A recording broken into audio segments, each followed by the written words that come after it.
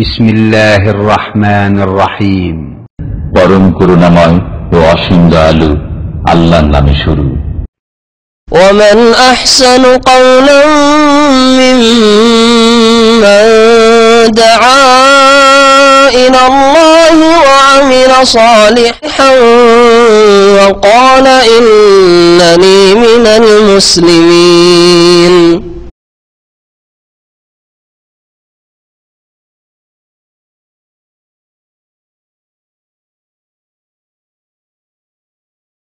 আসসালামু আলাইকুম ওয়া রাহমাতুল্লাহি ওয়া বারাকাতুহু। বিসমিল্লাহির রহমানির রহিম। আলহামদুলিল্লাহি রাব্বিল আলামিন ওয়াস সালাতু ওয়াস সালামু আলা সাইয়্যিদিল মুরসালিন নবিয়িনা মুহাম্মদ ওয়া আলা আলিহি ওয়া সাহবিহি আজমাইন ওয়া মান তাবিআহুম বিইহসানিন ইলা ইয়াউমিদ্দিন, আম্মা বাদ।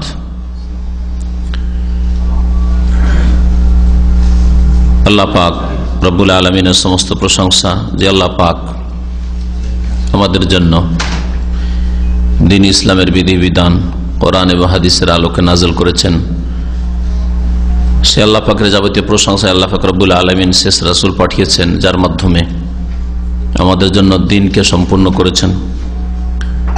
সালাত এবং সালাম নাযিল নবী মুহাম্মদ রাসূলুল্লাহ সাল্লাল্লাহু আলাইহি সাল্লামের উপর, যার আদর্শই সর্বোত্তম আদর্শ, যার আদর্শ মেনে চলা প্রত্যেক মানুষের উপর ফরজ, যার আদর্শ সম্পর্কে জানা এবং তা বিশ্বাস করা যে তা আল্লাহর পক্ষ থেকে, তার নিজের পক্ষ থেকে নয়, এবং তার বাস্তবায়ন করা প্রত্যেক মানুষের জন্য ফরজ। বিশেষভাবে যারা নিজেকে মুসলিম বলেন, আল্লাহর দ্বীনের সামনে আত্মসমর্পণ করেছেন, আল্লাহ পাকের সামনে আত্মসমর্পণ করেছেন, রাসূলুল্লাহ সাল্লাল্লাহু আলাইহি ওয়াসাল্লামের আনুগত্যের সামনে আত্মসমর্পণ করেছেন, এর ওয়াদা করেছেন কালিমা তাইয়্যিবার শাহাদাতের মাধ্যমে, তার জন্য রাসূলুল্লাহ সাল্লাল্লাহু আলাইহি ওয়াসাল্লামের আদর্শ জীবনের প্রত্যেকটি ক্ষেত্রে মেনে চলা আবশ্যক।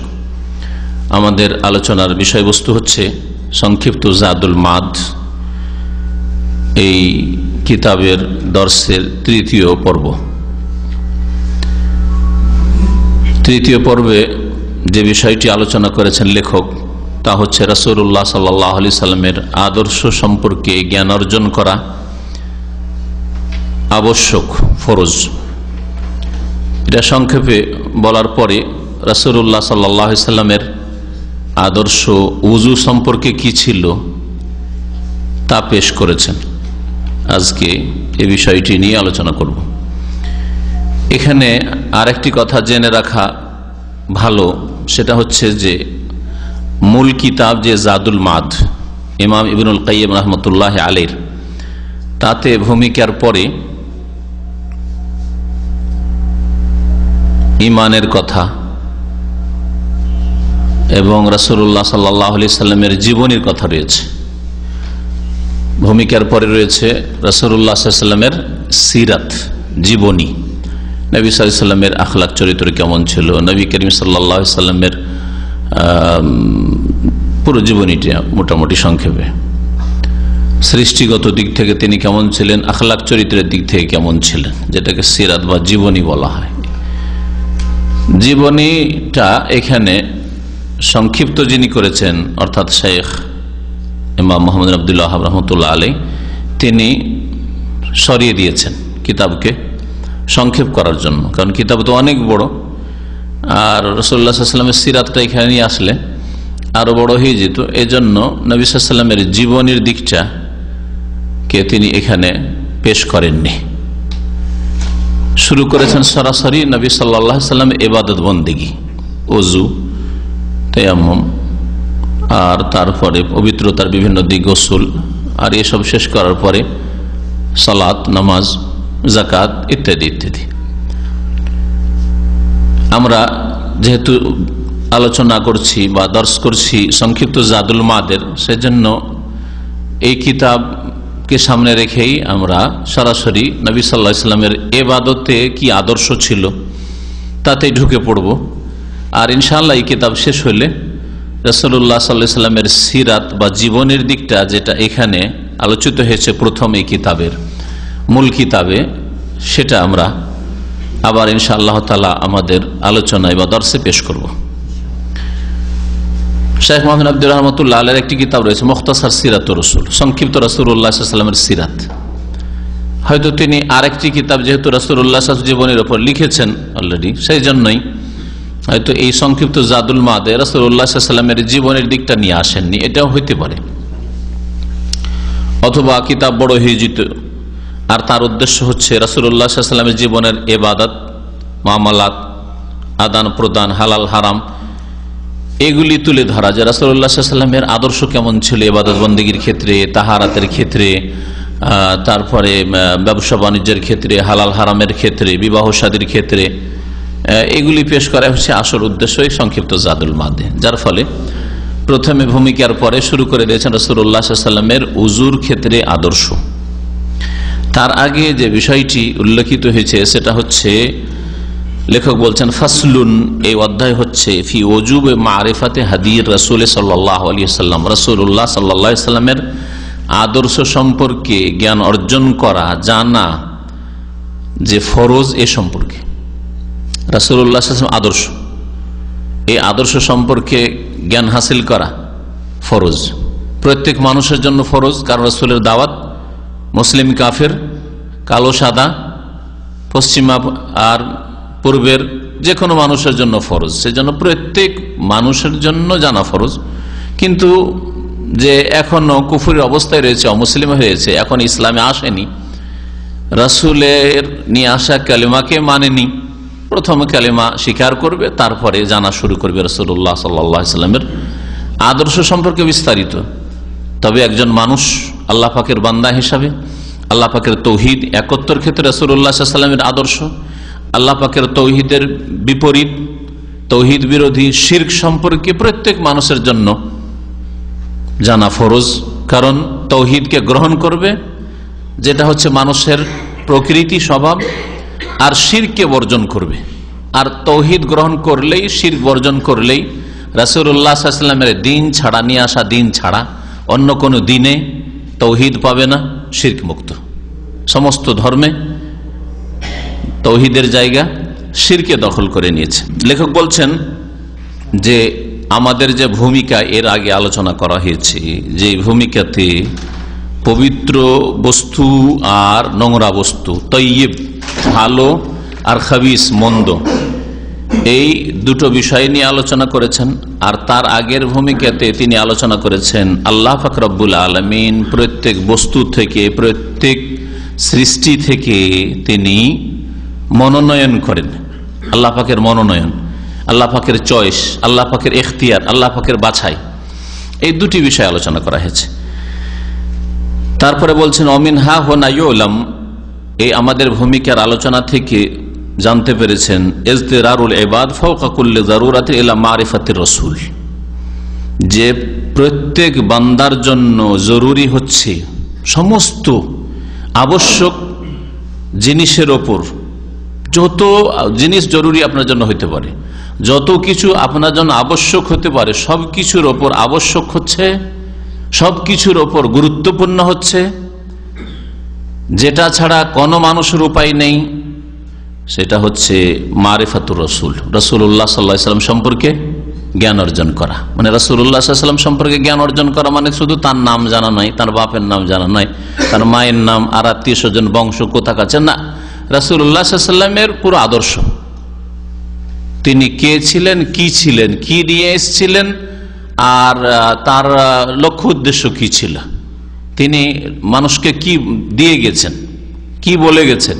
রাসূলুল্লাহ সাল্লাল্লাহু আলাইহি ওয়াসাল্লামকে জানো, আমা জাআ বিহি, আর তিনি কি নিয়ে এসেছিলেন, যা তিনি নিয়ে এসেছিলেন সে সম্পর্কে জানা, রাসূল সম্পর্কে জানা, আর রাসূল যা নিয়ে এসেছিলেন, তিনি নিয়ে এসেছেন ওয়াহী আল্লাহর পক্ষ থেকে, তার উপর ওয়াহী হয়েছে কোরআনুল কারীম, আর রাসূলুল্লাহ সাল্লাল্লাহু আলাইহি ওয়াসাল্লামের হাদিস, তিনি যা বলেছেন করেছেন, তার সামনে হয়েছে, তিনি স্বীকৃতি দান করেছেন, এসব জানা সমস্ত জরুরি কাজের ওপর জরুরি কাজ।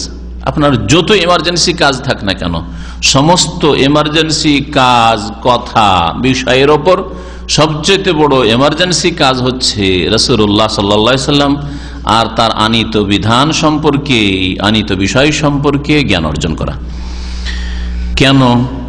এই জন্য যে ফাইন্নাহু লা সাবিলা ইলাল ফালাহ ইল্লা আলা ইয়াদিহি, এই জন্যই জরুরি রসুল সম্পর্কে, রসুলের আদর্শ সম্পর্কে জানা, যে মুক্তির কোনো পথ নেই তার মাধ্যম ছাড়া, মুক্তির সফলতার কামিয়াবির কোন রাস্তা নেই ইল্লা আলা ইয়াদিহি, তার হাতে হাত দেওয়া ছাড়া, তার নিয়ে আসা কালেমা পড়া ছাড়া, তার নিয়ে আসা বিধানকে স্বীকার করে নেওয়া, মেনে নেওয়া, বিশ্বাস করা, বাস্তবায়ন করা ছাড়া। ওয়ালা ইলা মারিফাতিত তাইয়্যিব মিনাল খাবিস আলা তাফসির ইল্লা মিন জিহাতিহি, বিস্তারিতভাবে জীবনের প্রত্যেকটি ক্ষেত্রে কোনটা ভালো কোনটা মন্দ, কোনটা উত্তম কোনটা নোংরা খবিস, কোনটা পাক পবিত্র কোনটা হচ্ছে জঘন্য, এটা বিস্তারিতভাবে জানার কোনো পথ নেই একমাত্র তার মাধ্যম ছাড়া, তার পক্ষ থেকে যা এসেছে তা জানা ছাড়া। রাসূলুল্লাহ সাল্লাল্লাহু আলাইহি সাল্লামকে যে জানলো না, যে রাসূলুল্লাহ সাল্লাল্লাহু আলাইহি সাল্লাম যা নিয়ে এসেছেন ওহী কোরআন এবং হাদিস জানলো না, সেই ব্যক্তি জীবনের প্রত্যেকটি ক্ষেত্রে বিস্তারিতভাবে কোনটা ভালো কোনটা মন্দ, কোনটা পাক কোনটা নোংরা, কোনটা করণীয় মানুষের জন্য উপকারী, কোনটা বর্জনীয় মানুষের জন্য অপকারী, জানার কোনো রাস্তা নেই। ওয়ালা ইলা মারিফাতিত তাইয়্যিব মিনাল খাবিস, ভালোকে মন্দ নোংরা থেকে পার্থক্য করার বা দুটোর মাঝে পার্থক্যের জ্ঞান অর্জন করার কোন রাস্তা নেই আলা তাফসিল, বিস্তারিতভাবে ইল্লা মিন জিহাতিহি, একমাত্র তার তরফ থেকে যা এসছে তা জানা ছাড়া। ফাইয়ু হাজাতিন ফরিজাত ওয়া দারুরাতিন উরিজাত, জীবনের যে কোনো ক্ষেত্রে যে কোনো প্রয়োজন পড়ুক না কেন, আপনার যে কোনো প্রয়োজন আপনার ধরেন যে জরুরি হয়ে গেছে, এটা আমার প্রয়োজন, আর যে কোনো একেবারে নিরুপায় অবস্থা যেটা আপনার সামনে এসেছে, আপনি সম্মুখীন হয়েছেন নিরুপায় হওয়ার, ফাদারুরাতুল আবদি ইলা রাসূল ফাওকা বিকাসির, এর ওপর সবচেয়ে বড় জরুরি অবস্থা যা ছাড়া কোনো উপায় নেই, একজন মানুষ নিরুপায়, সেটা জানা ছাড়া কোনো উপায় নেই, সেটা হচ্ছে রাসূলুল্লাহ সাল্লাল্লাহু আলাইহি ওয়াসাল্লাম। রাসূলুল্লাহ সাল্লাল্লাহু আলাইহি ওয়াসাল্লামের মুখাপেক্ষী যতটা বান্দা তার সম্পর্কে জানবে, তার আদর্শ সম্পর্কে জানবে, তাহলে আল্লাহকে জানতে পারবে, তাহলে আল্লাহ পাকের নাযিলকৃত বিধান জানতে পারবে, তাহলেই ভালো জানতে পারবে, মন্দ জানতে পারবে, মন্দ থেকে বাঁচবে, ভালো। যে কোনো প্রয়োজন আপনার দুনিয়ার আপনি ধরে নেন, মেনে নেন, সমস্ত প্রয়োজনের উপর ফরজ হচ্ছে দারুরাতুল আবদি ইলা রাসূল, রাসূলুল্লাহ সাল্লাল্লাহু আলাইহি সাল্লামের মানুষ মুখাপেক্ষী, ফাওকা বিকাসির, সবচেয়ে বেশি, ওর চাইতে বড় কোনো জরুরি কাজ হতে পারে না।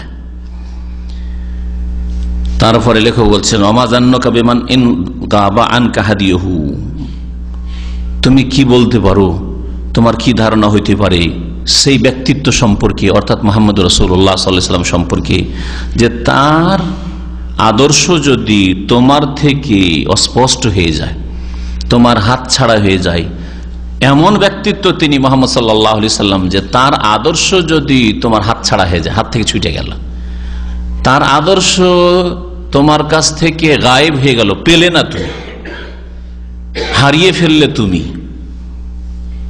ওমা জাআ বিহি, আর যা কিছু তিনি নিয়ে এসেছেন এটা তোমার হাত ছাড়া হয়ে গেল, ওহির জ্ঞান পেলেন না আপনি, কোরআনের জ্ঞান পেলেন না, রসুলের হাদিসের জ্ঞান পেলেন না, রসুলের ব্যক্তিত্ব সম্পর্কে জানতে পারলেন না, তিনি কেমন ব্যক্তিত্ব, চোখের পলক নিতে যতটা সময় লাগে এতক্ষণ যদি আপনি তা থেকে গাফেল থাকেন, আল্লাহ পাকের রসুল থেকে গাফেল থাকেন, আল্লাহ পাকের রসুলের নিয়ে আসা আদর্শ থেকে গাফেল থাকেন, তো বলছেন যে ফাসাদা কালবুক, আপনার অন্তরে বিপর্যয় নেমে আসবে, আপনার অন্তর বিগড়ে যাবে, আপনার অন্তর নষ্ট হয়ে যাবে, আপনার হৃদয় ফাসিদ হয়ে যাবে, কলব বেফাসাদ, বিশৃঙ্খলা, ফাসাদ সৃষ্টি হয়ে যাবে।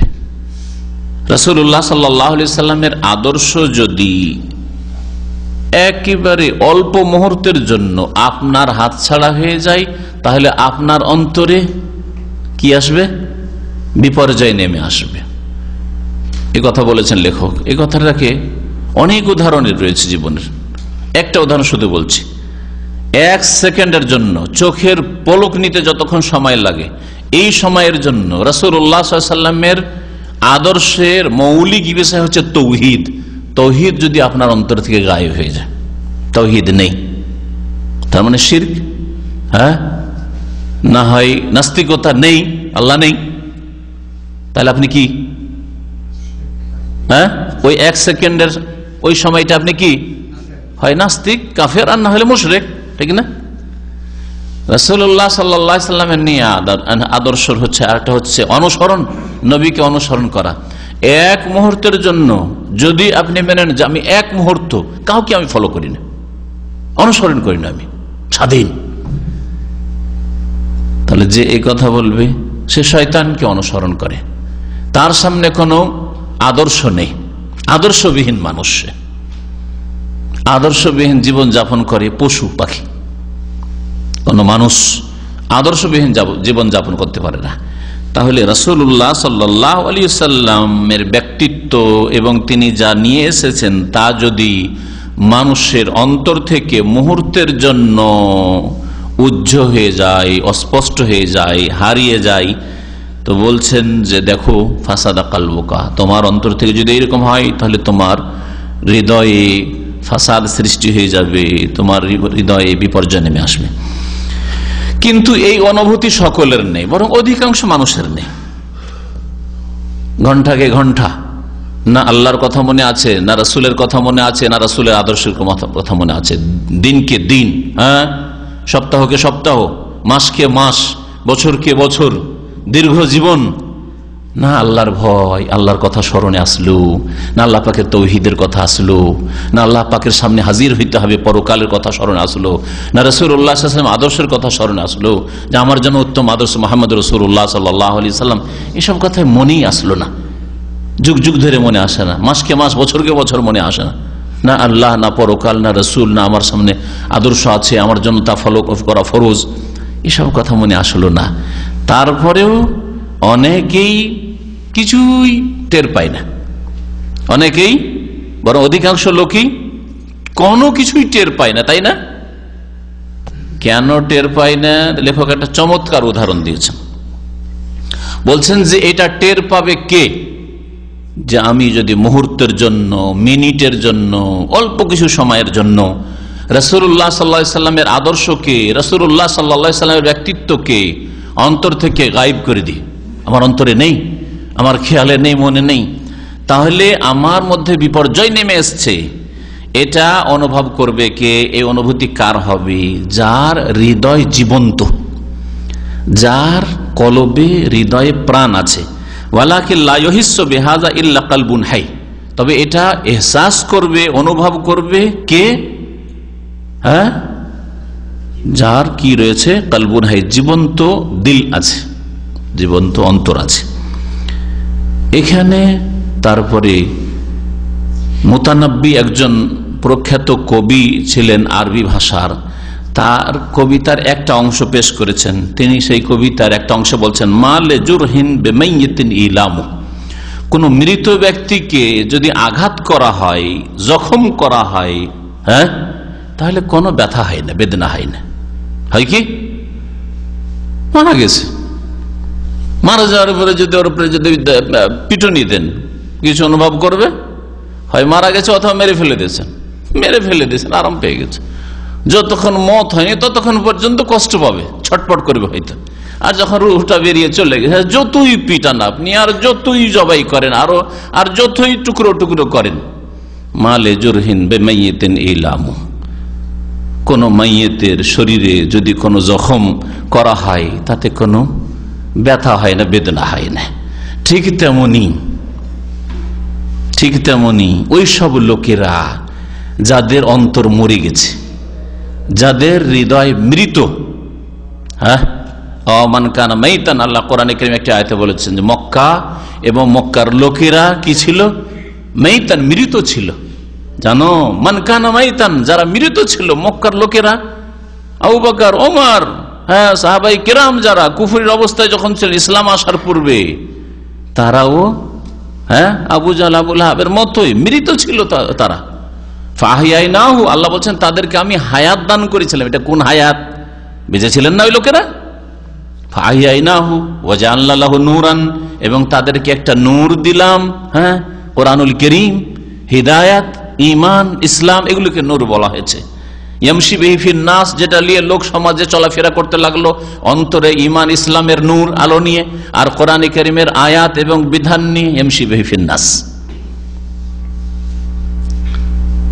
তো নবী করিম সাল্লাল্লাহু আলাইহি ওয়াসাল্লাম এবং তার আদর্শ সম্পর্কে, আদর্শ হারা যদি হয়ে যায়, নবীর জীবনীর সাথে কোনো সম্পর্ক না থাকে, তো মানুষের অবস্থা হচ্ছে কার মতো? মৃত লাশের মতো, মৃতদেহের মতো, মৃতের লাশের মতো।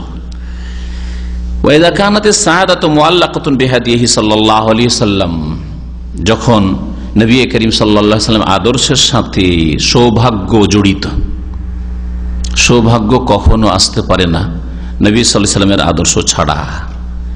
ভাগ্যবান কোনো মানুষ হতে পারে না, ভাগ্য কখনো চমকিতে পারে না রাসূলুল্লাহ সাল্লাল্লাহু আলাইহি ওয়াসাল্লামের আদর্শ জানা, মানা এবং বাস্তবায়ন করা ছাড়া। এটাই যখন আমরা বুঝতে পারলাম, ফায়াজিবু আলা কুল্লি মান আহাব্বা নাজাতা নাফসিহি আন ইয়ারিফা হাদিয়াহু সিরাতাহু, তাহলে প্রত্যেক ওই মানুষের জন্য আবশ্যক, ফরজ, যে নিজেকে আল্লাহর আযাব থেকে, ইহকাল পরকালের শাস্তি থেকে নাজাত দিতে চায়, বাঁচাতে চায়, এটা পছন্দ করে যে ব্যক্তি, তার জন্য আবশ্যক হচ্ছে আইয়ারিফা হাদিয়াহু ওয়া সিরাতাহু, রাসূলুল্লাহ সাল্লাল্লাহু আলাইহি ওয়াসাল্লামের আদর্শকে, রাসূলুল্লাহ জীবনীকে যেন জানে। যে তাহলে নবী করিম সাল্লাল্লাহু আলাইহি ওয়াসাল্লামের আদর্শ, নবী সাল্লাল্লাহু আলাইহি ওয়াসাল্লামের জীবনী, সিরাত জানবে, সে যেন নিজেকে আল্লাহর আযাব থেকে বাঁচাবার জন্য চেষ্টা করলো। আর যেই ব্যক্তি নিজেকে বাঁচাতে চাই না, যা হবে তাই হোক, জাহান্নাম তো জাহান্নাম, শাস্তি তো শাস্তি, আল্লাহ পাকের গজব তো গজব, কিছুই বুঝে না, মৃত, নির্বোধ, বোধ শক্তি শেষ হয়ে গেছে। বলছেন যে ওই সমস্ত ব্যক্তির জন্য ফরজ হচ্ছে, যে সমস্ত ব্যক্তি আহাব্বা নাজাতা নাফসিহি, নিজেকে রক্ষা করতে চায় আল্লাহর আযাব থেকে, আল্লাহর গজব থেকে, আল্লাহ পাকের শাস্তি থেকে, তার জন্য আবশ্যক হচ্ছে আইয়ারিফা হাদিয়াহু ওয়া সিরাতাহু ওয়া শানাহু, রাসূলুল্লাহ আদর্শকে জানবে, রাসূলুল্লাহ জীবনীকে জানবে, রাসূলুল্লাহ অবস্থাকে জানবে, শান, অবস্থা। কতটা জানতে হবে তাহলে? সবার জন্য কি ডিটেইলস একবার জানা ফরজ? সবার জন্য কি আগে বিশেষজ্ঞ হওয়া ফরজ? স্পেশালিস্ট হতে হবে সবাইকে তাহলে রাসূলের জীবনী সম্পর্কে, রাসূল জানিয়ে এসেছেন সম্পর্কে, কোরআন হাদিস সম্পর্কে? না না, এতটা জানতে হবে মা ইয়াখরুজু বিহি মিন খুত্তাতিল জাহিলিন, যাতে করে মূর্খদের পথ থেকে বেরিয়ে আসতে পারে। যাদেরকে আল্লাহ পাক জাহেল, মূর্খ বলেছেন, আল্লাহকে চিনতে পারলো না, পরকাল সম্পর্কে ওয়াকিফ হাল হইল না, জানলো না কিছু, আল্লাহ পাকের দিন সম্পর্কে ফরজ ওয়াজিব জানলো না, হালাল হারাম জানলো না, আখলাক চরিত্র কেমন করে গঠন করতে হয়, কোনটা উত্তম চরিত্র, কোনটা নোংরা চরিত্র জানলো না, তাহলে সেই ব্যক্তি জাহেল। যে জানে না অথবা জানার পরেও মানে না, সে জাহেল। দুইয়ের এক, হয়তো জানলোই না, অথবা জানলো কিন্তু জানার উদ্দেশ্য হচ্ছে মানা, আর তা দিয়ে নিজেকে সুসজ্জিত করা, অলঙ্কৃত করা, কিন্তু না, নিজেকে সাজাইলো না। আল্লাহর তৌহিদ জেনে, তৌহিদ দিয়ে নিজেকে সুসজ্জিত করা, রাসূলের আদর্শ জেনে, রাসূলের আদর্শ দিয়ে নিজেকে সুসজ্জিত করা, আখলাক চরিত্র, উত্তম চরিত্র জেনে, উত্তম চরিত্র দিয়ে নিজেকে সাজানো, সাজাইলো না, নোংরাকে নোংরাই থেকে গেল, মুশরিককে মুশরিক থেকে গেল, হ্যাঁ, মনের পূজারি মনের পূজা করতে থেকে গেল, তাহলে সে জাহেল। জাহেলদের পথ থেকে যাতে করে বেরিয়ে যেতে পারে, এতটা পরিমাণ রাসূলের আদর্শ সম্পর্কে, রাসূলের জীবনী সম্পর্কে, রাসূলের অবস্থা সম্পর্কে জানতে হবে।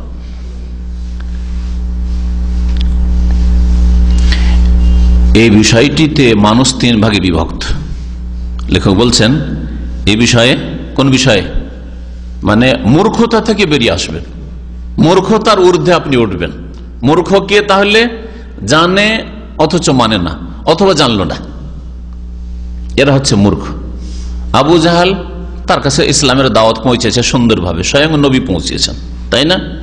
হ্যাঁ, রাসূলের আপন চাচা আবু লাহাব তার কাছে দাওয়াত পৌঁছেছে, স্পষ্টই জেনেছে। রাসূলের আপন চাচা আবু তালেব তার কাছে দাওয়াত পৌঁছেছে, কিন্তু মানেননি। কেউ কট্টর দুশ্মন, কেউ দুশ্মন না হলেও মানেনি, এক কথায়, তাই না? তো এরা জানার পরেও মানেনি, সেজন্য জাহেলের আবু জাহালের জন্য ওর উপাধি, উপনাম। আর যারা জানলই না, জানার চেষ্টা করে, না না যাবি না ওখানে, জানবি না, যাস না ওখানে, ইসলামিক সেন্টারে যাস না, জানবেই না, দূরেই থাকবে, জাহেল। যারা রাসূলের আদর্শ সম্পর্কে, জীবনী সম্পর্কে, রাসূলুল্লাহ সাল্লাল্লাহু আলাইহি ওয়াসাল্লামের অবস্থা সম্পর্কে, তার ব্যক্তিত্ব সম্পর্কে জানলো না অথবা জানার পরে মানল না, এই দুটি দল হচ্ছে জাহিল পৃথিবীর যে কোনো দেশের হোক না কেন। আর যারা জানলো এতটা পরিমাণ যে আমি নিজেকে যেন অজ্ঞদের পথ থেকে বের করে মুক্ত করতে পারি, অজ্ঞ না থাকি, মানে আমি ঈমান আমল দিয়ে নিজেকে সুসজ্জিত করতে পারি, সৎকর্মশীল হতে পারি, ভালো মানুষ হতে পারি, তাহলে সে নিজের ফরজ আদায় করে দিল। এই বিষয়টাতে মানে দিন ইসলাম সম্পর্কে জানার ক্ষেত্রে, রাসূল সম্পর্কে জানার ক্ষেত্রে, ওহী সম্পর্কে জানার ক্ষেত্রে, কোরআন এবং হাদিসের জ্ঞান অর্জন করার ক্ষেত্রে মানুষ তিন ভাগে বিভক্ত: মুস্তাকিল, মুস্তাকসির আর মাহরুম। লেখক তিন ভাগে ভাগ করেছেন খুব অল্প ভাষাতে। ওয়ান্নাসু ফি হাযা বাইনা মুস্তাকিল্লিন ওয়া মুস্তাকসিরিন ওয়া মাহরুম। আর মানুষ এই বিষয়ে কেউ হচ্ছে অল্প জ্ঞান অর্জনকারী, কেউ হচ্ছে মুস্তাকসির, বেশি জ্ঞান অর্জনকারী, আর কেউ হচ্ছে মাহরুম, জ্ঞান থেকে একেবারে বঞ্চিত। কত সুন্দর ভাগ, তাই না? দেখেন মুসলিম সমাজে তিন শ্রেণীর মানুষ আছে। এক শ্রেণীর লোক আছে আল্লাহ কি, পরকাল কি, নামাজ কি, যাকাত কি, রোজা কি, হজ কি, হালাল কি, হারাম কি, জায়েজ কি, নাজায়েজ কি, কোন ব্যবসা করা যাবে, কোনটা করা যাবে না, কোনো প্রয়োজন নেই, জানলই না, অথচ জন্মসূত্রে মুসলিম, একেবারে অমুসলিম কাফেরদের মতো, যারা এগুলো কিছু জানলই না, ওদের মতো অবস্থা। এদেরকে কি বলবেন আরবিতে? হ্যাঁ, মাহরুম, বঞ্চিত, বঞ্চিত, বঞ্চিত, যা দিয়ে তার ভাগ্যকে চমকাবে, সুন্দর করবে, দুনিয়া আখেরাত সুন্দর হবে, তার এই বিষয়ে সে মাহরুম, একবারে বঞ্চিত, হতভাগা। দুই নম্বরে কিছু লোক আছে, অধিকাংশ মুসলিমদের যে অবস্থা এখন, সেটা হচ্ছে অল্প স্বল্প কিছু জ্ঞান রাখে, অল্প স্বল্প কিছু জানে, আর অল্প স্বল্প ওই ভুল নামাজই জানে, হয়তো বিদাতি নামাজই, ওই নামাইতো দিয়ে নামাজ পড়া জানে, মনে করে অতি যথেষ্ট, নামাজ পড়ি আবার কি জানার আছে। মূর্খতার এই অবস্থায় অনেক আরবরাও বলে যে একে আবার দাওয়াত দেওয়ার কি আছে, তো মুসলিম মুসলিম, এগুলো সব মুসলিম মুসলিম, মানে মনে হচ্ছে যে মুসলিমদের ইসলাম শিখার কোনো প্রয়োজন নেই, বাপ মা মুসলিম, সেজন্য আর ইসলাম শিখার প্রয়োজন নেই। অথচ একেবারে যে ইসলামের ওপর আছে, যে কাজগুলি করে, অধিকাংশ ক্ষেত্রে ইবাদত বন্দির ক্ষেত্রে ভুল করে। অল্প জ্ঞান তো ইসলাম সম্পর্কে আছে, কিন্তু সেটা যথেষ্ট না। এরা হচ্ছে মুস্তাকিল্লিন, ইস্তাকাল্লা মানে কালিল থেকে, কালিল মানে কম, মুস্তাকিল্লিন অল্প জ্ঞান রাখে, ইসলাম সম্পর্কে জ্ঞানের স্বল্পতা।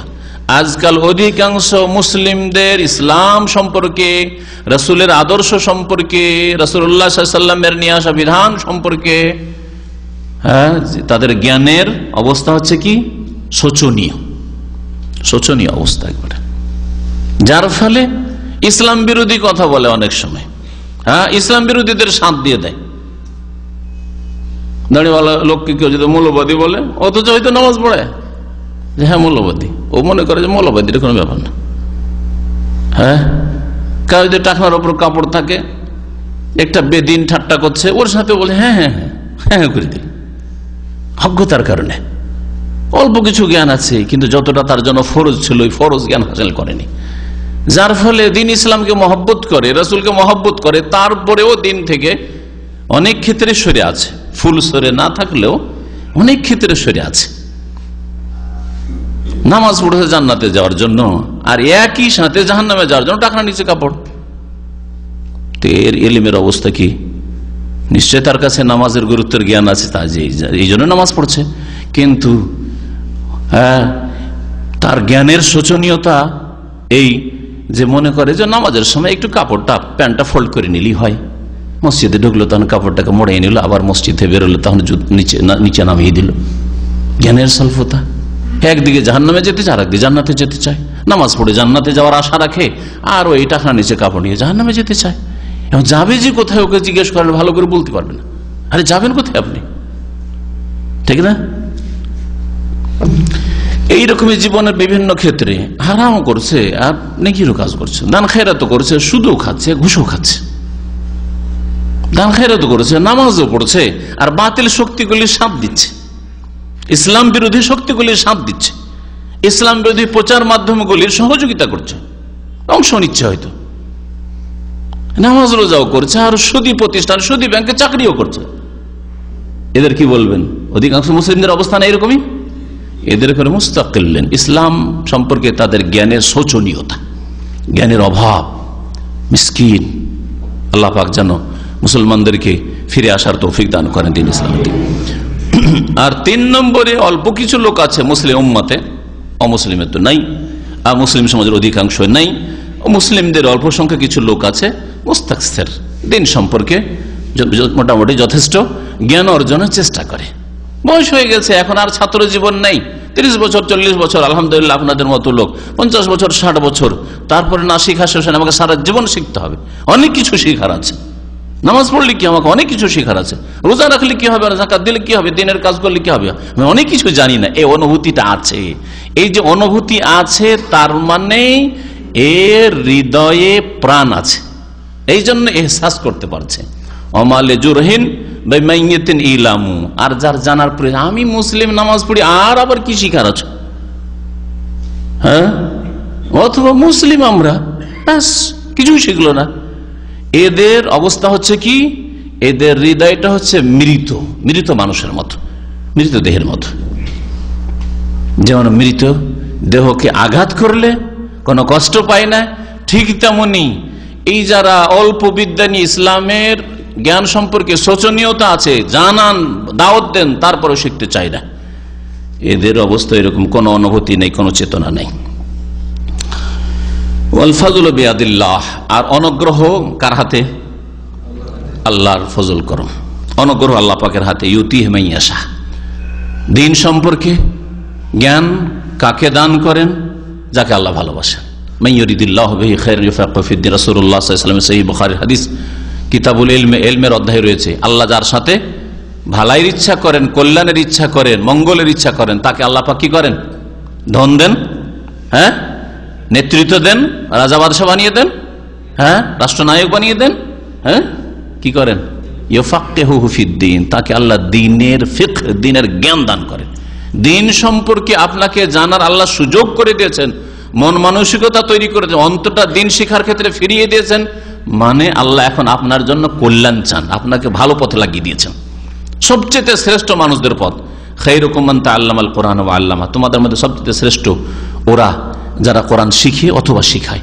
আল্লাহ পাকের দ্বীন, কোরআন নিয়েছেন রাসূল, যে কোরআন শিখবে সে রাসূলকে জানবে, যে কোরআন শিখবে সে দ্বীনের হালাল হারাম জানবে, ফরজ ওয়াজিব জানবে, করণীয় বর্জনীয় জানবে। ওরা সবচেয়ে বেশি শ্রেষ্ঠ যারা কোরআনে কারীমের সাথে জড়িত, আল্লাহ পাকের কিতাব সম্পর্কে জানে অথবা অন্যকে জানায়, শিখে অথবা শেখায়। এই আল্লাহ পাকের অনুগ্রহ আর একমাত্র আল্লাহ পাকের হাতে। ইউতিহি মান ইয়াশা, আল্লাহ যাকে চান তাকে দান করেন। একই মায়ের পেটের ভাই, একজন মাশাআল্লাহ ইসলামী সেন্টারমুখী, কাজ 10 ঘন্টা 12 ঘন্টা ডিউটি করে এসে দার্সে বসে থাকেন, বসে থাকতে পারছেন না, ঘুম আসছে, তারপরে বসে থাকার চেষ্টা করেন যে কিছু শিখে যাব। জুমার দিনে ওদেরও কাজ কাম আছে, কাপড় ধোয়া আছে, পাকশাক আছে, যারা আসেন, আর আপনারও আছে নাকি? তারপরে আলহামদুলিল্লাহ আসছেন, আর একজনকে কখনো নিয়ে আসা গেল না। আল্লাহ পাকের ফজল করম, আল্লাহ যাকে ইচ্ছা তাকে দেবেন। ওয়াল্লাহু যুল ফজলিল আযীম, আল্লাহ পাক রব্বুল আলামিন মহান অনুগ্রহকারী। তারপরে লেখক যে প্রথম পর্বটি শুরু করেছেন সেটা হচ্ছে ফাসলুন ফি হাদিহি সাল্লাল্লাহু আলাইহি ওয়াসাল্লাম ফিল ওযু। এই অধ্যায় হচ্ছে রাসূলুল্লাহ সাল্লাল্লাহু আলাইহি ওয়াসাল্লামের ওযুর ক্ষেত্রে যে আদর্শ সে সম্পর্কে।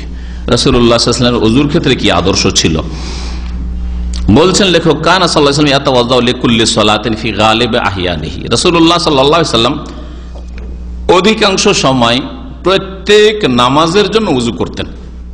ওযু থাকলেও ওযুর নবায়ন করতেন। তাহলে এটা আমার জন্য আপনার জন্য ভালো, ওযু থাকলেও পানির ব্যবস্থা আছে, উজুর ব্যবস্থা আছে, তাহলে প্রত্যেক নামাজের জন্য উজু করে নেন। ভালো, আলোর ওপর আলো, নূর আলা নূর, ভালো হইল, নাকি পেলেন। উজু একটি ইবাদত, উজুর মাধ্যমে গুনাহ খাতা ঝরে পড়লো, মাফ হইল, মর্যাদা উঁচা হইল। সুতরাং এটা হচ্ছে সবচেয়ে ভালো। অধিকাংশ সময় করেছেন, তার মানে অনেক সময় কিছু কিছু সময় কি করেছেন, এক উজু দিয়ে কয়েক ওয়াক্ত নামাজ পড়েছেন। জি, ও রুব্বামা সাল্লাল্লাহু আলাইহি বে উযুইন ওয়াহিদ, আর কখনো কখনো কয়েক ওয়াক্ত নামাজ পড়েছেন রাসূলুল্লাহ সাল্লাল্লাহু আলাইহি ওয়াসাল্লাম এক উজু দিয়ে, এটাও করেছেন। তাহলে আমাদের জন্য স্পষ্ট এই ক্ষেত্রে। শীতের দিনে আমরা মনে করলে হয়তো আসরের উজু দিয়ে আসর মাগরিব এসা পড়ে নিলাম, কোনো দোষ নেই। কিন্তু গ্রীষ্মকালে, হ্যাঁ, অথবা শীতকাল হলে এত বেশি ঠান্ডা নেই, অথবা আমার উজু করলে অসুবিধা নেই, 3 বারই উজু করেন আপনি 3 ওয়াক্তের জন্য। হ্যাঁ, এটা নবী সাল্লাল্লাহু আলাইহি ওয়াসাল্লাম অধিকাংশ সময় করেছেন। এইরকমই পানি কম থাকা আর বেশি থাকা, সফরে আছেন বা এমন জায়গায় আছেন পানির অভাব আছে, হ্যাঁ, পানির অভাব আছে, সুতরাং এক উজু দিয়ে 2-3 ওয়াক্ত নামাজ পড়ে নি না, পানির অভাব নেই, সুতরাং প্রত্যেক ওয়াক্তের জন্য উজু করি। ওয়াকানা ইয়াতাওয়াদ্দাউ বিল মুদ্দি তাহারাতান ওয়া বিসুলুসাইহি তাহারাতান ওয়া বিআযিয়াদা মিনহু তাহারাতান। এখন উজুতে নবী সাল্লাল্লাহু আলাইহি ওয়াসাল্লামের যে পানিটা ব্যবহার করতেন তিনি, তার পরিমাণটা কেমন ছিল? বলছেন যে রাসূলুল্লাহ সাল্লাল্লাহু আলাইহি ওয়াসাল্লাম কখনো উজু করতেন 1 মুদ পানি দিয়ে। মুদ একটা পাত্রের নাম, সেই পাত্রে মোটামুটি 600 গ্রামের মতো পানি আসবে, তার বেশি আসবে না, 600 গ্রাম, মাত্র 500 থেকে 600 গ্রাম পানি দিয়ে রাসূলুল্লাহ উজু করতেন। ওয়া তারাতান বিসুলুসাইহি ওয়া বিসুলুসাইহি তারাতান, কখনো কখনো 1 মুদের 2/3 অংশ দিয়ে। তাহলে 600 গ্রাম যদি পানি হয়, হ্যাঁ, 1 মুদ, তাহলে 2/3 অংশ কত হবে? 400 গ্রাম দিয়ে উজু করতেন। আর কখনো কখনো ওর চাইতে বেশি, বিআযিয়াদা মিনহু, এর চাইতে বেশি, তার মানে 600 গ্রাম চাইতে একটু বেশি হতো, 700-800, তার বেশি নয়। কখনো 1 লিটার, 1.5 লিটার, 2 লিটার দিয়ে উজু করছেন, এইরকম করতেন না। ওয়াকানা মিন আইসারিন নাস সাব্বান লিমাইল উযু, আর নবী সাল্লাল্লাহু আলাইহি ওয়াসাল্লাম উজুর পানি সবচাইতে কম ঢালতেন। যত অল্প পানি দিয়েই উজু করা সম্ভব উজু করতে, এমন না যে ঢেলেই চলে যাচ্ছেন। নল হালকাও করা যায়, মিডিয়ামও রাখা যায়, আর ফুলও করা যায়। ফুল ছেড়ে দিয়েছেন নলকে, হ্যাঁ, ফুল ঘুরিয়ে দিয়েছেন নলকে, আর চলতে আছে। যখন আপনি পানিটা ইউজ করেন তখনও বইতে আছে, আর ভাই একটু নেন, আবার বন্ধ করে দেন, না চলতে আছে। এদিকে মাথা করছেন হয়তো, হ্যাঁ, বা অন্য কিছু করছেন, পানি ঝাড়ছেন, আর চলতেই আছে, খোলায় আছে। কতটা পানি হতে চলে যাচ্ছে? যতটা ব্যবহার করছে তার চেয়ে বেশি পানি নষ্ট হয়ে চলে যাচ্ছে। হিসাব দিতে হবে পানির ক্ষেত্রে অপচয় রয়েছে, এবং এই অপচয়ের হিসাব লাগবে। ওয়াইউহাযযিরু উম্মাতাহু মিনাল ইসরাফি ফীহি, নবী সাল্লাল্লাহু আলাইহি ওয়াসাল্লাম তার উম্মতকে পানির অপচয় থেকে সতর্ক সাবধান করেছেন, পানির ক্ষেত্রে অপচয় করো না। ওয়াসাহহা আনহু, আর নবী সাল্লাল্লাহু আলাইহি ওয়াসাল্লাম থেকে এটাও সহিহ সূত্রে প্রমাণিত, আন্নাহু তাওয়াদ্দা মাররাতান ওয়া মাররাতাইনি ওয়া সালাসান। এই উযুর অঙ্গগুলি ধোয়ার ক্ষেত্রে নবী সাল্লাল্লাহু আলাইহি ওয়াসাল্লামের সুন্নাত বা আদর্শ কয়েক রকমের। কখনো কখনো শুধু একবার পানি নিয়ে পুরোটা ধুয়ে দিলেন, ব্যাস হয়ে গেল। একবারই পানি না, আর একবার পানি নিয়ে, ব্যাস একবার পানি নিয়ে মুখমণ্ডল হয়ে গেছে, একবার পানি নিয়ে করেছে। অথচ উত্তম হচ্ছে 3 বার। বলছেন যে নবী সাল্লাল্লাহু আলাইহি ওয়াসাল্লাম থেকে সহিহ সূত্রে প্রমাণিত, তাওয়াদ্দা মাররাতান একবার করে ওযু করেছেন, মানে ধুয়েছেন ধোয়ার অঙ্গগুলি। ও মাররাতাইন 2 বার করে কখনো কখনো করেছেন। ও সালাসান 3 বার করে করেছেন। কয় রকম হইল তাহলে? 3 রকম। চতুর্থ রকম, অফি বাযিল আযাই মাররাতাইন ওয়া বাযিহা সালাসান, আর কখনো কখনো কোন অঙ্গটি 1 বার, কোন অঙ্গ 2 বার, কোন অঙ্গ 3 বার। হ্যাঁ, যেমন কুলি করার ক্ষেত্রে, নাকে পানি দেওয়ার ক্ষেত্রে ধরেন 1 বারই বা 2 বারই, হ্যাঁ, মুখমণ্ডল ধোয়ার ক্ষেত্রে 3 বারই, হাত ধোয়ার ক্ষেত্রে 1 বারই, এইভাবে করেছেন।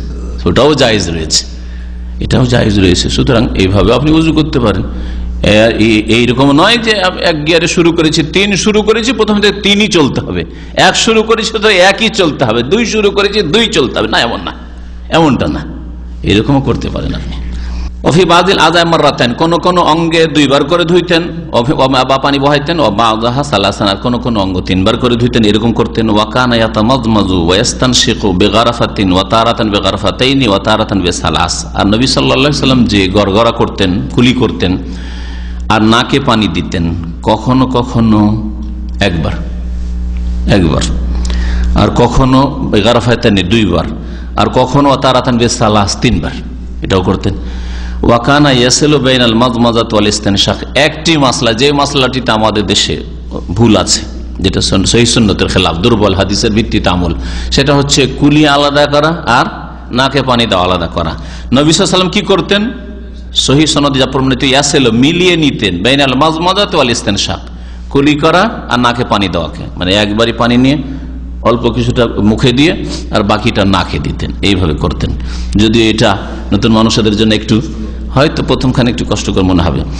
ওয়াকানা ইয়াস্তানশিকু বিল ইয়ামিন ওয়া ইয়ানতাসিরু বিল ইউসরা, আর রাসূলুল্লাহ সাল্লাল্লাহু আলাইহি ওয়াসাল্লাম যখন নাকে পানি দিতেন তখন দিতেন ডান হাতে, যে পানি দিলেন এটা ডান হাতে দিতেন, আর ইস্তেনসার মানে ঝেড়ে ফেলা, আর ঝেড়ে ফেলার সময় এটা ব্যবহার করতেন না, ডান হাত না, তখন কি করতেন? বাম হাত দিয়ে। নাক যখন পরিষ্কার করতেন বা ঝাড়তেন এটা বাম হাতে করতেন। এটা হয়তো অনেকের খেয়ালে নেই, আছে? হ্যাঁ। ওয়াকানা ইয়ামসাহু রাসাহু কুল্লাহু ওয়া তারাতান ইউকবিলু বিয়াদিহি ওয়া ইউদবিরু বিহিমা, মাথার মাসার ক্ষেত্রে রাসূলুল্লাহ সাল্লাল্লাহু আলাইহি ওয়াসাল্লাম 2 রকম করতেন। কখনো কখনো পুরো মাথার মাসা করতেন, একবার নিয়ে যেতেন, শুধু এই নিয়ে গিয়ে ছেড়ে দিলেন, বাস এরকম করতেন। ওয়াকানা ইয়ামসাহু রাসাহু কুল্লাহু, মাথার মাসা রাসূলুল্লাহ সাল্লাল্লাহু আলাইহি ওয়াসাল্লাম পুরো মাথার করতেন, সম্পূর্ণ মাথার করতেন, তার মানে নিয়ে গেলেন এখান পর্যন্ত।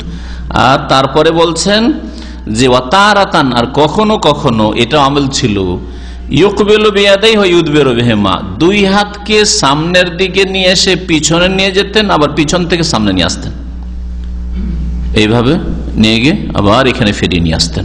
হ্যাঁ, নবী সাল্লাল্লাহু আলাইহি ওয়াসাল্লামের হাদিসে রয়েছে ফাআকবালা বিহিমা, সাহাবীরা বলছেন নবী সাল্লাল্লাহু আলাইহি ওয়াসাল্লাম সামনের দিক থেকে পিছনে নিয়ে গেলেন, ও আদবারা, আর পিছন থেকে সামনে নিয়ে আসলেন, এটাও করতেন। ওয়ালাম ইয়াসিহ আন্নাহু ইকতাসারা আলা মাসহি বাযি রাসি আলবাত্তাতা, আর নবী সাল্লাল্লাহু আলাইহি ওয়াসাল্লাম থেকে এমন কোন সহিহ দলিল নেই, হাদিস নেই যে তিনি মাথার কিছু অংশ মাসহে করেছেন। এটা কেন বললেন লেখক? এই জন্যই বললেন যে 2 মযহাবে 2 ফতোয়ায় ভুল আছে। একটা মযহাবে আছে যে মাথার 3, 4, 5টা চুল ছুইলেই হয়, এদিক দিয়ে চন আর এদিক দিয়ে চন, এদিক দিয়ে চন, উযু এরকম মাথার মাসা করে থেকে ছুইলে হয়। আর এই উজুর এই ফতুয়া, ভুল ফতুয়ার ভিত্তিতে সাফা মারওয়াতে গিয়ে চুল কাটাতে এখানে একটু কাটলো, এখানে একটু কাটলো, এখানে একটু কাটলো, হ্যাঁ হ্যাঁ, এইভাবে না মাসা হবে, উজু হবে, আর না হজ উমরা ওই হালাল হবে, কোনোটাই হবে না, 2টোই ভুল। এটা শাফি মযহাবের ফতুয়া। প্রত্যেক মযহাবে কিছু জয়ীফ কথা আছে যেগুলো হাদিস বিরোধী, সহিহ হাদিস বিরোধী, তার একটা বললাম। আচ্ছা, আরেক মযহাবে কি আছে? ওই 4 ভাগের 1 ভাগ, রবো রাস, এটা হানাফি মযহাবে। 4 ভাগের মাথাকে 4 ভাগে 1 ভাগ করে, এতটা করলেই হয়, তাই না? মানে বেশি দেখাইলাম একটু, বলছে এতটুকু করলে হবে, আর এইদিকে না গেলেও চলবে, এইদিকে না গেলেও চলবে। এইদিকে একটু 4 ভাগ বললো, আর এখানে আবার আরেকটা বাড়িয়ে দিল ঘাড় মশা। এটা কোথায় পেলেন? ঘাড় মশা জাল, এটা জাল, কথা বুঝতে পেরেছেন? আর এটা সহিহ নয়, কথা বুঝতে পেরেছেন? বরং সহিহ হাদিস যে পুরো মাথার মাসা করেছেন একবারই নিয়ে যান, আর না হলে নিয়ে যান ফিরিয়ে নিয়ে আসেন, যেখান থেকে শুরু করেছিলেন সুম্মা যাহাবা বিহিমা ইলা কাফাহু, এইখান পর্যন্ত নিয়ে গেলেন, সুম্মা রাদ্দাহুমা ইলাল মাকানিল্লাযী বাদা মিনহু, তারপর ওইখানে ফিরিয়ে নিয়ে যেখান থেকে শুরু করেছিলেন, স্পষ্ট হাদিস রয়েছে। এক কথায় মাথা একটু ছুঁয়ে নেওয়া এটা যথেষ্ট নয়, 4 ভাগের 1 ভাগও যথেষ্ট নয়। ওয়ালাম ইয়াসিহা, আর কোন সহিহ সনদে বর্ণিত নেই যে আন্নাহু ইখতাসারা, নবী সাল্লাল্লাহু আলাইহি ওয়াসাল্লাম ক্ষান্ত করেছেন আলা মাসহি বাযি রাসি আলবাত্তাতা, কখনো মাথার কিছু অংশের উপর, কিছু অংশ মাসা করে ছেড়ে দিলেন, এটা মোটেই সহিহ সূত্রে প্রমাণিত নয়। লাকিন কানা ইযা মাসাহা আলা নাসিয়াতিহি কাম্মালা আলাল আমামা, নবী সাল্লাল্লাহু আলাইহি ওয়াসাল্লাম সম্পর্কে একটা হাদিস রয়েছে যে নবী সাল্লাল্লাহু আলাইহি ওয়াসাল্লাম কপাল আর পাগড়ির উপর মাসা করলেন। হ্যাঁ, এইটা আছে, কপাল আর পাগড়ির, মানে কপাল থেকে পাগড়ি বাঁধা ছিল মাথায়, ওই সময় তিনি মাসা করেছেন। সবসময় পাগড়ি বাঁধা থাকতো না, কিন্তু কখনো কখনো পাগড়ি থাকলে পাগড়ি খোলা জরুরি না, পাগড়ির উপর মাসা করা অধিকাংশ উলামাদের নিকটে জায়েজ রয়েছে। কিন্তু আমাদের দেশি ওই মযহাবে না, শুধু পাগড়িতে মাসা চলবে না, এই জন্য তারা ওই কপালের ওই মাসাটাকে রবো রাস 4 ভাগের 1 ভাগ ধরে নিল, যে 4 ভাগের 1 ভাগ চুল ছুঁয়েছেন, ওই জন্য ওইটা ফরজ আদায় হয়েছে না। আসলে ব্যাপারটা এরকম নয়। নবী সাল্লাল্লাহু আলাইহি ওয়াসাল্লাম মাথায় যদি পাগড়ি থেকেছে, পাগড়ি আর খুলেননি, তাহলে পাগড়ি থেকে গেল, কপাল থেকে শুরু করে চলে গেলেন পাগড়ির উপর মাসা, আর মোজার ওপর যেমন মাসা চলে তেমনি পাগড়ির ওপর আমামার ওপর মাসা চলবে, জায়েজ, বরং সুন্নাত সম্মত, নবী সাল্লাল্লাহু আলাইহি ওয়াসাল্লাম করেছেন। তো এই কথা লেখক বলছেন, তবে নবী সাল্লাল্লাহু আলাইহি ওয়াসাল্লাম কি করতেন, লাকিন কানা ইযা মাসাহা আলা নাসিয়াতিহি, কপালের উপর মাসা শুরু করলে, মাসা করলে, কাম্মালা আলামা, বাকি মাসাটা আমামার ওপর পুরা করতেন, পাগড়ির ওপর পুরা করতেন। ওয়ালাম ইয়াতাওয়াদ্দা ইল্লা তামাজমাজা ওয়াস্তানশাকা, তারপরে আলোচনা করেছেন গড়গড়া কুলি করা সম্পর্কে, নাকে পানি দেওয়া। এটাকে লেখক বলতে চেয়েছেন যে এটা ওয়াজিব, এটা ওয়াজিব, আর এক দলের কাছে সুন্নাতে মুআক্কাদা। যদি সুন্নাতে মুআক্কাদা হয় তো কখনো নবী সাল্লাল্লাহু আলাইহি ওয়াসাল্লাম ছাড়েননি। কুলি করার বিষয়টা হচ্ছে যে মুখের ভিতরে পানিটা গেল, তাই না? আর নাকে পানি দেওয়া মানে নাকের ভিতরটা পরিষ্কার হইলো। তো এই যে ভিতরটা, মুখের ভিতরটা আর তারপরে নাক পরিষ্কার করা, এটা জরুরি জিনিস। কারণ বাইরে থেকে যে জীবাণুগুলি আক্রমণ করে মানুষের উপর, সেগুলি হয় মুখ দিয়ে ঢোকে আর না হলে নাক দিয়ে, মানে ছিদ্র পেলে, ঠিক না? অধিকাংশ ক্ষেত্রে নাক বা মুখ দিয়ে, কান দিয়ে ঢুকলো কম, চোখ দিয়ে গেল কম, কিন্তু এই নাক দিয়ে আর মুখ দিয়ে জীবাণুগুলি আক্রমণ করে, যার ফলে কুলি করার গুরুত্ব শরীয়তে উজুর ক্ষেত্রেও গোসলের ক্ষেত্রেও খুব বেশি। এইরকম নাকে পানি দিয়ে নাক পরিষ্কার করার গুরুত্ব শরীয়তে উজু এবং গোসলের ক্ষেত্রে বেশি।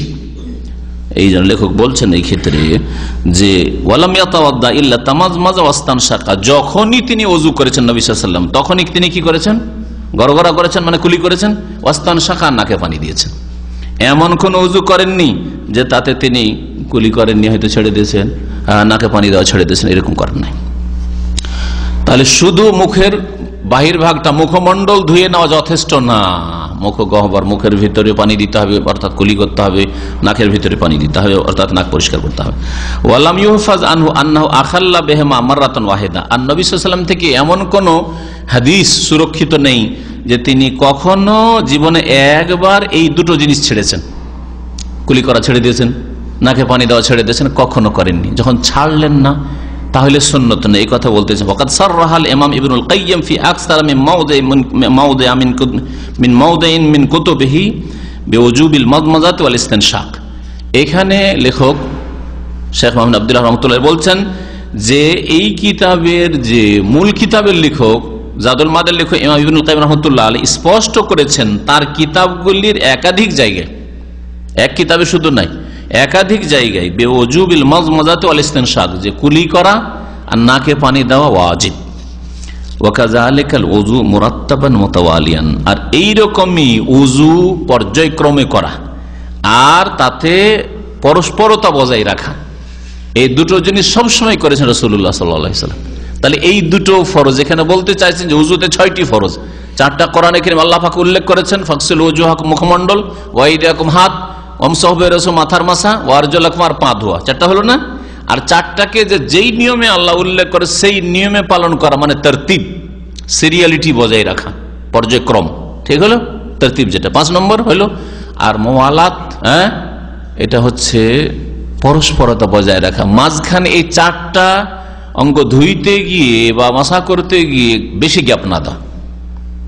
এমন না যে মুখমণ্ডলটা ধুইলেন, তারপরে একটা বন্ধু কথা বলতে লাগলো, উজু ছেড়ে দিয়ে গল্প করতে লাগলেন, 5-10 মিনিট হয়ে গেল, মুখটা শুকিয়ে গেছে, তারপরে মুখ তো ধুয়েছি 10 মিনিট আগে, আবার হাত ধুলেন, না, চলবে না। এরকম অনেকটা গ্যাপ করে দিলেন আপনি। গ্যাপ কতটা গ্যাপ চলবে? 2-1 মিনিট চলবে, যাতে আগের অঙ্গটা শুকায় না। কিন্তু যদি হাত ধুইতে যাচ্ছেন, দেখছেন চেহারা একেবারে শুকিয়ে গেছে, 10 মিনিট 15 মিনিট হয়ে গেছে, তাহলে আগের মুখ ধোয়াটা আপনার কোনো কাজে আসবে না। 6 নম্বরে তাহলে কি ফরজ? মুওয়ালাত বা পরস্পরতা বজায় রাখা ফরজ।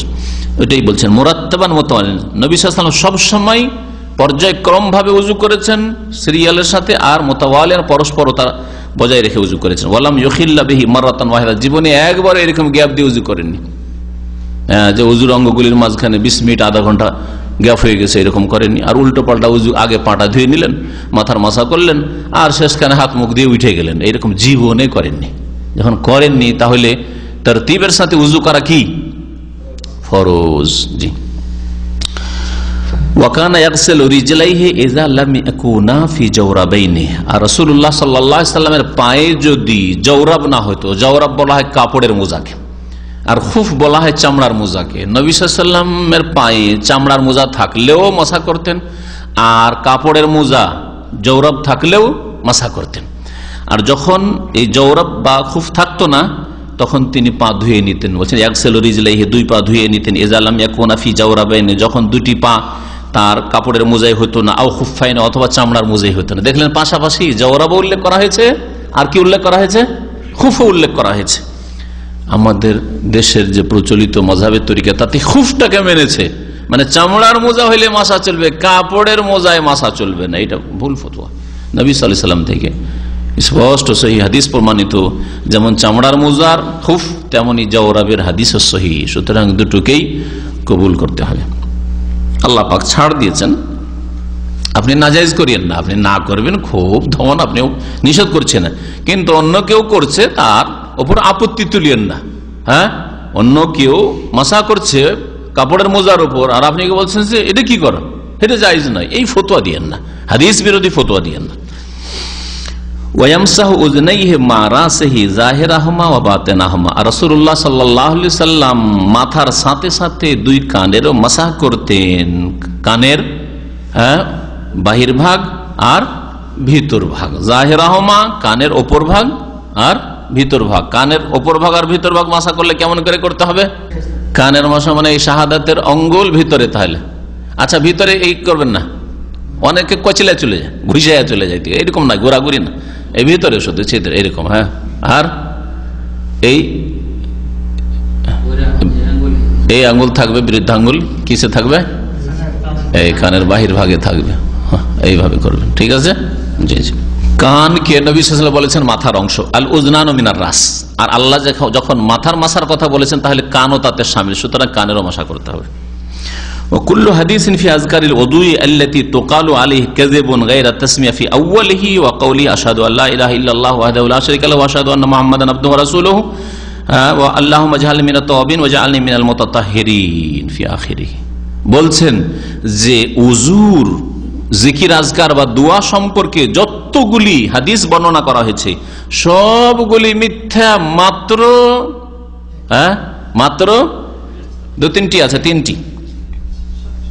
একটা হচ্ছে প্রথম বিসমিল্লাহকে ধরলে চারটা হয়ে যাবে। হ্যাঁ, প্রথম বলছে ওয়াকুল্লু হাদিসিন ফি আযকারিল ওযু, আর প্রত্যেকটি হাদিস যা উজুর দোয়া বা জিকির সম্পর্কে আল্লাতী তুকালু আলাইহি যা বলা হচ্ছে সেগুলি হচ্ছে কাযিবুন, সেগুলো হচ্ছে কি?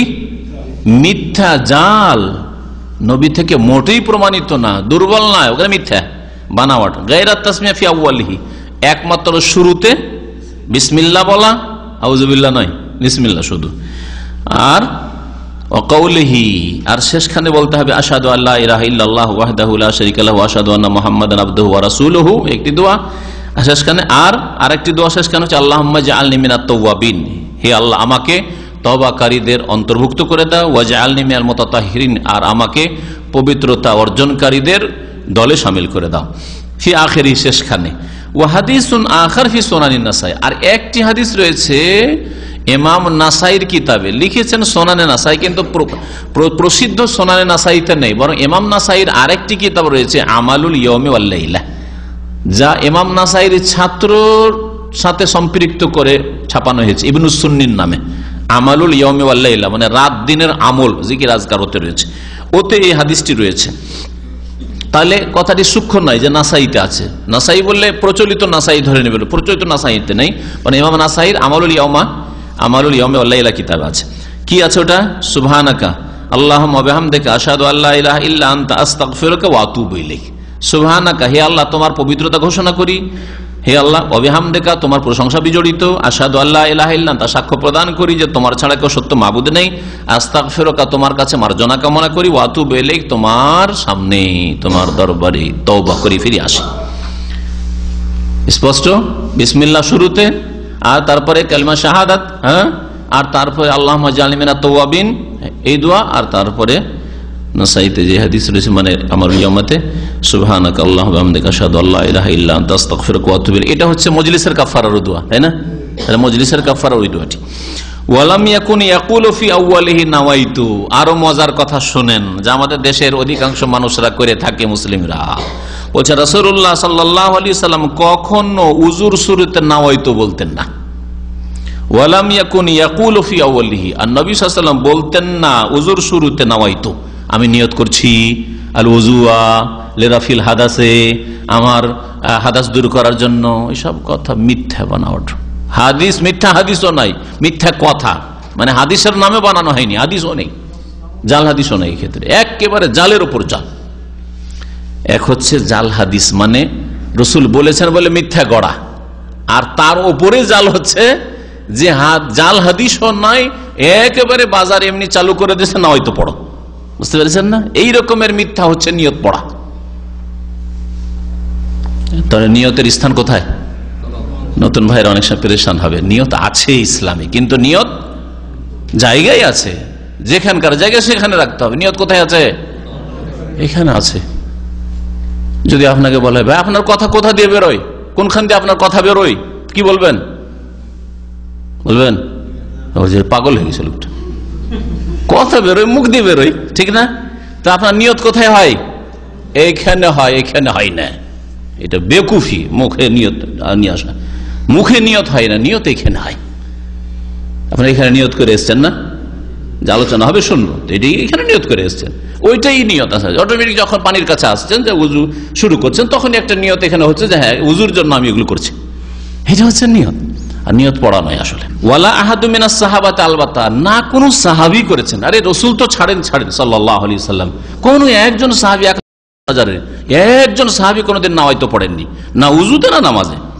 ওয়ালাম ইয়াতাজাওয়াজ সালাসাত, আর রাসূলুল্লাহ সাল্লাল্লাহু আলাইহি সাল্লাম কখনো 3 বারের বেশি উজু করেননি, কোন অঙ্গ 4 বার 5 বার ধৌত করেননি। সুতরাং এটাও বাড়াবাড়ি, গুনার কাজ। ওয়াকাযালিকা লাম ইয়াসবুত আন্নাহু তাজাওয়াজ আল মিরফাকাইন ওয়াল কাবাইন, আর এটাও নবী সাল্লাল্লাহু আলাইহি ওয়াসাল্লাম থেকে প্রমাণিত নয় যে যেহেতু উজুর অঙ্গগুলি চমকিবে এই জন্য বেশি করে চমকে দেবো, এইখান পর্যন্ত ধুইব, চলবে? বাড়াবাড়ি, এটাও বাড়াবাড়ি। যেমন 3-এর বেশি 4 বার 5 বার ধোয়া বাড়াবাড়ি, তার মানে যখন চমকিবে কিয়ামতের মাঠে আর ওইটা দিয়ে চেনা যাবে, তা আমার এইখান থেকে কেন চমকে, এইখান থেকে চমকাবো। আর পা এইখান থেকে ওই টাকনার উপর থেকে কেন হাঁটু পর্যন্ত চমকাবো, দেখ রানটাও ধুইনি, চলবে? বাড়াবাড়ি, গুনাহ হবে, গুনাহ হবে। ইসলামে অতিরঞ্জন বাড়াবাড়ি গুনাহ, কিন্তু যেটা ইসলামে নেই সেটা যদি আপনি করেন তাহলে সেটা বাড়াবাড়ি। ওয়ালাম ইয়াকুন ইয়াতাদু তানশিফ আযাইহা, রাসূলুল্লাহ সাল্লাল্লাহু আলাইহি ওয়াসাল্লামের অভ্যাস ছিল না যে উযুর অঙ্গগুলি ধোয়ার পরে তিনি কাপড় ব্যবহার করবেন, গামছা ব্যবহার করবেন, তয়লা ব্যবহার করবেন আর মুছবেন, এটা অভ্যাস ছিল না। তানশিফ মানে শুকানো, অঙ্গগুলি শুকানো, কাপড় দিয়ে মুছে, এটা তার অভ্যাস ছিল না। বুঝতে পেরেছেন না? অভ্যাস ছিল না তার মানে কি জায়েজ নাই? অভ্যাস ছিল না। কখনো কখনো কেউ দিল, কাপড় মুছে নিলেন, আর না হলে ঝেড়ে নিতেন। তাহলে আপনার জন্য আমার জন্য কি করণীয়? আমার জন্য আপনার জন্য এটাকে সুন্নত মনে করবেন না কখনো যে মুছতেই হবে, আর মুছা চলবে না এটাও মনে করবেন না। যদি আপনার ঠান্ডা লাগার ভয় থাকে, শীতকাল ঠান্ডা লাগছে, পানিগুলো থেকে যাবে, অথবা কাপড় চোপড় ভিজে যাবে, কাপড়টা তাড়াতাড়ি এক্ষুনি আমি লম্বা করবো, তো মুছে নেন, আপনি টিস্যু আছে, কাপড় আছে, মুছে নেন। আর যদি কখনো না মুছেন, মাঝে মাঝে মুছিয়েন না, সবসময় মুছতে হবে, বিশেষ করে গ্রীষ্মকালে, গরমের সময় মুছিয়েন না, যাতে করে নবী সাল্লাল্লাহু আলাইহি ওয়াসাল্লাম অধিকাংশ সময় মুছতেন না, তো আপনিও মুছিয়েন না। নবী সাল্লাল্লাহু আলাইহি ওয়াসাল্লাম অভ্যাস মুছা ছিল না, কিন্তু কেউ কোনো সময় দিল বা কখনো হয়তো মুছে নিলেন, এইরকম ছিল। তো আপনার জন্য দুটোই জায়েজ, কোনো একটাকে সুন্নত মনে করবেন না। যদি মুছেন তো জায়েজ রয়েছে, আর না মুছেন তো সেটাই নবী সাল্লাল্লাহু আলাইহি ওয়াসাল্লামের অধিকাংশ সময়ের অভ্যাস। ওয়া কানা ইউখাল্লিলু লাহিয়াতাহু আহইয়ানান ওয়া লাম ইউআযিব আলা যালিকা, দাড়ির খেলাল, দাড়ি যদি বিশেষ করে একটু ঘন থাকে, এই ক্ষেত্রে আমাদের দেশের মুরব্বীরা একটু বাড়াবাড়ি করে, এই দাড়ির খেলাল না করলে হয়। দাড়ির খেলালই শুধু না, ঘন দাড়ি হলে পানি পৌঁছাতে হবে না, এমন এত জটিলতা না ইসলামে। নবী করিম সাল্লাল্লাহু আলাইহি ওয়াসাল্লামের দাড়ি কিন্তু ঘন ছিল, পাতলা দাড়ি ছিল না, আর অল্প এইটুকু দাড়ি ছিল না, ফুল মুখে দাড়ি ছিল এবং ঘন ঘুংরুলো দাড়ি ছিল। তারপরে রাসূলুল্লাহ সাল্লাল্লাহু আলাইহি ওয়াসাল্লাম সবসময় দাড়ির খিলাল করতেন। খিলাল বুঝেন তো? খিলাল মানে হচ্ছে হাত ঢুকানো, এই যে এটা হচ্ছে খিলাল, বুঝতে পেরেছেন? আপনার দাঁতের যে গোস্ত বা ময়লা বের করেন, খড়ি ব্যবহার করেন, ওটাকে খিলাল বলছেন না? খিলাল কেন বলছেন? কারণ দাঁতের ফাঁকে ফাঁকে ঢুকাচ্ছেন, সেই জন্য ওর নাম খিলাল। হাতের ফাঁকে ফাঁকে ঢুকালেন খিলাল, দাড়ির ফাঁকে ফাঁকে ঢুকাচ্ছেন, এটা খিলাল। চুলের ফাঁকে ফাঁকে ঢুকাচ্ছেন, খিলাল। ওই রকমই দাঁতের ফাঁকে ফাঁকে ঢুকছেন, ওটা খিলাল বলছেন। হ্যাঁ, দাঁতের খড়িকে। তো বলছেন যে ওয়াকানা ইউখাল্লিলু লাহিয়াতাহু আহইয়ানান, কখনো কখনো রাসূলুল্লাহ সাল্লাল্লাহু আলাইহি ওয়াসাল্লাম নিজ দাড়ির খিলাল করতেন। ওয়ালাম ইউআজিব আলা যালিকা, কিন্তু এটা সব সময় করতেন না। তাহলে অনেক সময় তিনি কি করতেন? খিলাল করতেন না দাড়ির খিলাল করা জরুরি নয়। ওয়াকাযালিকা তাখলিলুল আসাবি, হাতের এই যে আঙ্গুলের ভিতরগুলো এগুলো একেবারে ভিজানোর জন্য এইরকম করতে হবে আর কচলাইতে হবে, না, এটাও নেই, এত জটিলতা ইসলামে নেই। নবী সাল্লাল্লাহু আলাইহি ওয়াসাল্লাম ওয়াকাযালিকা, অনুরূপ তাখলিলুল আসাবি, আঙ্গুলের খিলাল করা নবী সাল্লাল্লাহু আলাইহি ওয়াসাল্লাম কখনো করতেন আর কখনো করতেন না। ওয়ালাম ইয়াকুন ইউহাফিজু আলাইহি, এটা সব সময় করতেন না, যে এটা সব সময় হেফাজত করতেন, খেয়াল করতেন, এরকম করতেন না। ও আম্মা তাহরিকুল খাতাম, হাতে যদি আংটি থাকে আংটিটাকে একেবারে হিলাইতে হবে, ঝাঁকানি দিতে হবে, এইরকম করতে হবে না, এটা না। এই মর্মে যে হাদিসটা আছে বলছে ফারওয়িয়া ফিহি হাদিসুন দাঈফুন, আংটিটাকে সরাইতে হবে যাতে করে ওই জায়গাটা ভিজে, এই মর্মে যে হাদিসটা এসছে ও যে হাদিসুন দাঈফ, দুর্বল হাদিস। সেজন্য আংটি যদি পরেন আপনি, তো পানি দিলে পানি পৌঁছে যাবে, আর একেবারে প্রতিবার আপনাকে আংটিটা সরাইতে হবে আপন জায়গা থেকে আর ভিজাইতে হবে, এরকম কিছু নয়। জি, এই ছিল উযু সম্পর্কে লেখকের আলোচনা, যা আপনাদের সামনে পেশ করলাম। আর আশা করি আমাদের সময় হয়ে গেছে। এরপরে আলোচনা আছে মুজার উপরে মশা, সংক্ষিপ্ত আলোচনা, তায়াম্মুমের আলোচনা আছে ইনশাআল্লাহ তাআলা। আগামীতে এই আলোচনাগুলি করা যাবে, কথা লম্বা না করে। আল্লাহ পাক যেন আমাদের নেক আমলে তৌফিক দান করেন, গুনাহ খাতা মাফ করে দেন।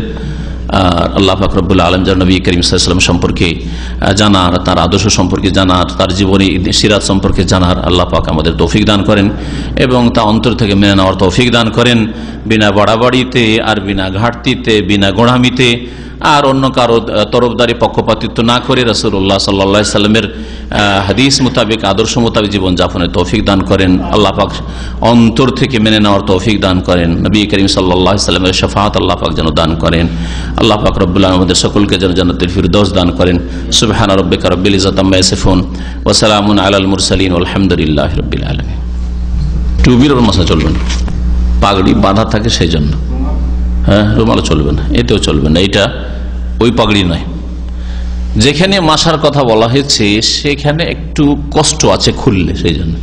পাগড়ি যদি খোলা হয় আবার বাঁধা অনেকের জন্য জটিল, অনেকে নিজে বাঁধতেই পারে না, হয়তো কারো কাছে বেঁধে নিয়েছে পাগড়ি, হ্যাঁ, অথবা বাঁধতে আবার ঝামেলা, হ্যাঁ, একটু কষ্ট করে বেঁধেছি আবার খুলে দেবো, এই জন্য এখানে ছাড় দেওয়া হয়েছে। মোজা খুলবো, ধুইবো, আবার ঢুকাবো, কাজ তাড়াহুড়া আছে, এমার্জেন্সি আছে, অথবা এই ভিজা পায়ে আবার মোজাটা পরে নিলে গন্ধ তাড়াতাড়ি ছড়িয়ে যাবে, বিভিন্ন কারণ আছে। যেখানেই ইন্না মাল উসরি ইউসরা, এক কথায় কোরআনের আয়াত, যেখানেই কঠিন সেখানে আল্লাহ সহজ করেছেন। আর টুপি খুলে নেওয়া কঠিন নয়, আর পরে নেওয়া কঠিন নয়, তাই না?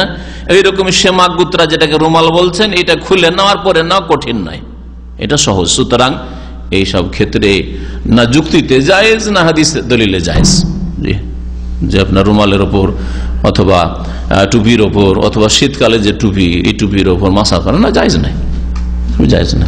খালিদিনা ফিহা, জাহান্নামীরা জাহান্নামে থাকবে, জাহান্নামীরা জাহান্নামে থাকবে চিরকাল। মা দামাতিস সামাওয়াতু ওয়াল আরদ, যতদিন আসমান জমিন থাকে। আসমান জমিন মানে দুনিয়ার আসমান জমিন, এই এখনকার না, হ্যাঁ, আসমান জমিন তখনকার আল্লাহ পাকের আসমান জমিন, হ্যাঁ, মানে চিরকাল এক কথায়। ইল্লা মা শাআ রাব্বুক, তবে তোমার রব যদি চান বা যা চান। এর মানে এই নয় যে এমন একটা সময় আসবে যে জাহান্নামী শেষ হয়ে যাবে, জাহান্নামকে আল্লাহ নিভিয়ে দেবেন, আর জাহান্নামী কাফেরকে, ইহুদি নাসারাকে, মুশরিককে, পত্তলিকে আর কবর মাজার পূজারীকে উঠিয়ে জান্নাতে দিয়ে দেবেন, এটা নয়। এটা দুই একজন এইরকম স্কলার এর আগে এইরকম কথা বলে নিজেরা গুমরাহ হয়েছে আর অনেককে এইভাবে গুমরাহ করেছে, এটা তাদের বড় ভুল হয়েছে। যদি ওর মধ্যে কিছু বিশিষ্ট ব্যক্তিরা আছে, তাদের আকীদার ক্ষেত্রে এই বড় গলত হয়ে গেছে, শুধু ইল্লা মা শাআ রাব্বুকাতে ধোঁকা খেয়ে গিয়ে। ইল্লা মা শাআ রাব্বুক, তাহলে আল্লাহ বললেন কেন? যেখানে জাহান্নাম চিরকাল থাকবে আর জান্নাত চিরকাল থাকবে। তবে কোন মুসলিম তৌহিদের উপর যদি থেকে থাকে, হ্যাঁ, আর ঈমান নষ্ট না করে থাকে, চিরকাল জাহান্নামে থাকবে না, এটা ঠিক। কিন্তু কাফেরের জন্য, নাস্তিকের জন্য, মুসলিম জন্মসূত্রে কিন্তু বড় শিরক করে মরেছে অথবা ইসলাম ভঙ্গ করে নষ্ট করে মরেছে, হ্যাঁ, তাহলে সে চিরকাল জাহান্নামে থাকবে। জাহান্নামও চিরকাল থাকবে, কোনোদিন ধ্বংস হবে না, আর জান্নাত কোনোদিন ধ্বংস হবে না। তবে প্রশ্ন থেকে যায় ওই দুই একজন স্কলারদের যারা এর আগে এরকম ভুলের শিকার হয়েছে, যে তাহলে ইল্লা মাশা রব্বক, তবে তোমার রব, হে মোহাম্মদ তোমার রব যদি চান, তোমার রব যদি চান মানে জাহান্নাম নিমিয়ে যাবে, এটা তো বুঝাই না। তোমার রব যদি চান এই জন্যই বলা হয়েছে যে আল্লাহ পাকের ইচ্ছার বিরুদ্ধে কিছু হইতে পারে না। বান্দাকে জানিয়ে দেওয়া হয়েছে যে দেখো আমি চিরকালের জন্য জাহান্নাম রাখবো, চিরকাল জান্নাত রাখবো, খালিদিনা ফিহা, কাফের চিরকাল থাকবে। তার মানে এই নয় যে আমি আমার ইচ্ছার বিরুদ্ধে করতে পারবো না, আমি এখানে অপারগ। আমরা অফিসিয়াল কাজে করে দেখেন এটার বিরুদ্ধে হবে না, আপনি যেটা বলছেন এটা কখনো হবে না, বুঝতে পারছেন, কখনো হবে না। কারণ জানি যে এটা আইন কানুনের খেলাফ বা এটা অসম্ভব জিনিস, হবে না। আর আমার ক্ষমতাই নেই, কারণ আমি অপারগ, আমার ক্ষমতা হচ্ছে সীমিত, বুঝতে পারছেন না। এরকম আমার কেন যতই বড় রাজা ধীরাজা হোক না কেন ক্ষমতা হচ্ছে সীমিত। বলছে না আমি এটা পারবো না, যতই বড় শাসক হোক না কেন বলে এটা আমি পারবো না, এটা ইম্পসিবল, অসম্ভব, এটা ঠিক না। কিন্তু আল্লাহর ক্ষেত্রে কি ইম্পসিবল আছে যে অসম্ভব? আল্লাহ জাহান্নামকে যদি নিমাতে চান তো নিমাতে পারবেন না, এরকম কি? এইটা বোঝানো হয়েছে যে আল্লাহ চাইলে নিমিয়ে দিতে পারবেন, কিন্তু আল্লাহর ইনসাফ বিচারের খেলাফ যে কাফের সারা জীবন কুফরি করলো, নাস্তিক সারা জীবন আল্লাহর অস্তিত্বই স্বীকার করলো না, মুশরিক সারা জীবন আল্লাহর সাথে আল্লাহর গোলাম বান্দাদেরকে, মৃতদেরকে, গাছপালাকে শরিক করলো, কবর মাজারকে শরিক করলো, আর ওকে জান্নাতে দিয়ে দেবো না, এটা হতে পারে না। ইন্না রহমাতি সাবাকাত আলা গাযাবি, আল্লাহর রহমত আল্লাহর ক্রোধের ওপর প্রাধান্য পাবে, এর মানে এই না যে জাহান্নাম নেমে যাবে। এর মানে হচ্ছে যে যারা রহমত পাওয়ার যোগ্য তাদেরকে রহমত থেকে আল্লাহ নিরাশ করবেন না। আর রহমত পাওয়ার যোগ্য হচ্ছে ঈমানদার, বিশ্বাসী, অবিশ্বাসী না, মুওয়াহহিদ, একত্ব প্রতিষ্ঠাকারী, মুশরিক নয়। কথা বুঝতে পেরেছেন? হ্যাঁ, সৎ ব্যক্তি, সৎ মানে যার অন্তরে সততার সাথে সে ঈমান নিয়ে এসেছিল, মুনাফিক কপট নাই, অন্তরের যে মুনাফিক সে নাই, বুঝতে পেরেছেন? এই জন্য হয়তো ওই ভাই ওদের কিছু পড়েছে গুমরাহদের, যার ফলে হয়তো অথবা এমনি জিজ্ঞেস করেছেন, কিন্তু আপনাদের অধিক নলেজের জন্য বললাম যে এইরকম কিছু স্কলার গুমরাহ হয়েছে যারা বলেছে যে কোটি কোটি বছর পরে জাহান্নামে নেমে যাবে আর কাফের সব চলে আসবে জান্নাতে। এটা হইতে পারে না, এটা করবেন না। আল্লাহ পাকের আদল, ইনসাফ, হিকমতের খেলাফ। ওযু না করে বললেও মাসার করা যাবে না, কোনো মূল্য নেই। উযু করে যদি পাক অবস্থায় না পড়েন, বিনা উযু অবস্থায় মুজা পড়েন, তাহলে ওই মুজা পরার কোনো মূল্য নেই, তার মানে মশা চলবে না। আপনি মুজা পরেছেন আপনার পায়ের হেফাজতের জন্য, হ্যাঁ, কিন্তু এই ক্ষেত্রে মাসার আপনার আর কোনো চান্স নেই। আর উযু করে পড়তাম, উযু অবস্থায় পড়তাম, 2 রাকাত পড়ে তাশাহুদ পড়লেন, সালাম ফিরে দেন। তাহলে যদি তাই করেন তো সালাম ফিরে দেন, এটাই হচ্ছে সহিহ সুন্নাত। আর তারপর 1 রাকাত আলাদা পড়েন, অথবা 2 রাকাত পড়ে সরাসরি উঠে যান আর তাশাহুদ পড়িয়েন না, এটা হচ্ছে দ্বিতীয় রকম সুন্নাত, সেটাও হাদিসে রয়েছে। আর 3 নম্বর হচ্ছে যে 2 রাকাত পড়ে আপনি যেটা বললেন তাশাহুদ পড়লো কিন্তু সালাম ফিরলো না, সরাসরি উঠলো না, তাশাহুদ পড়লো, সালাম ফিরলো না, উঠে গেল, মাগরিবের মতো, সেম মাগরিবের মতো করে পড়ার হাদিস জয়ীফ, দুর্বল, সহিহ হাদিস নয়। সুতরাং এই পদ্ধতিটি, প্রচলিত পদ্ধতি আমাদের দেশের মযহাবী ভাইদের কাছে, সেটা হচ্ছে দুর্বল, সহি নয়। আসবে ভেতর আলোচনা, সিরাতুর রাসূল ইনশাআল্লাহ তাআলা ধারাবাহিক আলোচনাগুলি আসবে। সুন্নত নামাজের জামাত নেই। ভাই জিজ্ঞাসা করেন সুন্নত নামাজ স্বামী স্ত্রী জামাত করে পড়তে পারবেন কিনা। সুন্নত নামাজের কোনো জামাত নেই, একমাত্র রমজানের কিয়ামুল লাইল, তারাবি ছাড়া, কিয়াম রমজান ছাড়া। তো তারাবির শুধু জামাত রয়েছে, এছাড়া সুন্নাতের রাতে বা জামাত করে পড়বেন কোনো প্রমাণ নেই। হ্যাঁ, ইশরাকের নামাজ, সালাতুদ দুহার নামাজ, এই নামাজগুলি জামাত করে পড়বেন স্বামী স্ত্রী বাড়িতে, এর কোনো প্রমাণ নাই। সুতরাং এটা ঠিক নয়, যেটা নেই প্রমাণিত, নবী সাল্লাল্লাহু কখনো করেননি। নবী সাল্লাল্লাহু বিবিদের ঘরে থেকেছেন, সালাতুদ দুহা নামাজ জামাত করে পড়েননি, এমনকি তাহাজ্জুদের নামাজও জামাতে পড়েননি অন্য মাসের। তবে রমজান মাসের ওই নামাজটাই ওই নামাজটা যেটা অন্য মাসে তাহাজ্জুদ ছিল, রমজান মাসে তারাবি বা তাহাজ্জুদ সবকিছুই তো রমজান মাসে জামাত করে পড়েছেন। রমজান শেষ হয়ে গেলে কখনো নবী সাল্লাল্লাহু আলাইহি ওয়াসাল্লাম জামাত করে এই নামাজটা না সাহাবীরাকে নিয়ে পড়েছেন আর না বাড়িতে বিবিদেরকে বা মেয়েদেরকে নিয়ে নামাজ পড়েছেন। সুতরাং এইভাবে জামাত করা ঠিক না। হ্যাঁ, নবী করিম সাল্লাল্লাহু আলাইহি ওয়াসাল্লাম কোন এক সময় বাড়িতে রাত্রে উঠে নামাজ পড়ছিলেন আর লেগে গেল আব্দুল্লাহ বিন আব্বাস পাশে। এই হাদিসটা বাম দিয়ে লেগে গেছিল, কানটা ধরে ডান দিয়ে করে দিল। কিন্তু এই হাদিসটা রমজান সম্পর্কে ছিল না অন্য কোনো মাস সম্পর্কে ছিল, জানার প্রয়োজন রয়েছে। যদি রমজান ছাড়া অন্য সময় হয় তাহলে বলা যেতে পারে যে তাহাজ্জুদের ক্ষেত্রে এরকম জামাতে লেগে যেতে পারে। তারপরে ছোট বাচ্চা নাবালক ছেলে ছিল লেগে গেছে, নবী সাল্লাল্লাহু আলাইহি ওয়াসাল্লাম বিবিদেরকে সাথে নিয়ে নামাজ পড়েননি।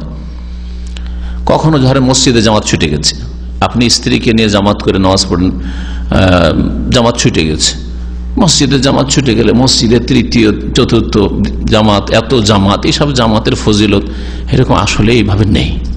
এতে প্রথম জামাতের গুরুত্ব কমে যাচ্ছে, যেন অনেক ওলামাদের নিকটে এইভাবে জামাত দ্বিতীয় তৃতীয় জামাত লাভ নেই। তো তাদের কাছে যদি জানতে পারেন যে জামাত হয়ে গেছে, এখন আপনি আপনার স্ত্রী বা বাচ্চাদেরকে জমা করে বাড়িতে জামাত করে নেন।